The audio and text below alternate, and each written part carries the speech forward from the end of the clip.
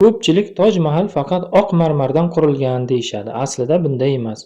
Toj Mahal qurilish tezroq tugallanishi uchun to'liq pishgan g'ishtdan qurilgan bo'lib, atrofiga 20-25 sm qalinlikda oq marmar qoplangan xolos.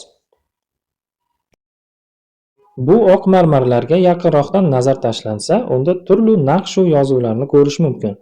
Bu naqshlar bo'yab chizilgan emas, balki turli rangli toshlardan yasalgan. Bunday marmarni tayyorlash uchun naqsh o'rni o'yib olinadi va o'yiq ichiga boshqa rangli tosh naqshlar joylashtiriladi.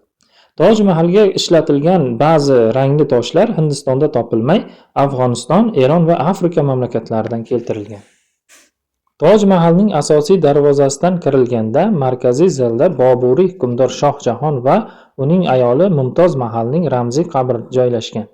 Shoh Jahon va Mumtoz Mahalning asl qabri xuddi shu ramziy qabrlarning ostida xilxonada joylashgan. U yerga sayyohlar va ziyoratchilar kiritilmaydi. Shu tariqa Toj Mahalning ostida hech qanday maxfiy inshoot yoki ibodatxona mavjud emas.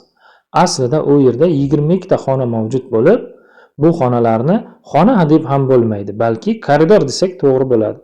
Bu koridorlarda muntazam havo aylanib turadi va binoni zax olishidan saqlaydi.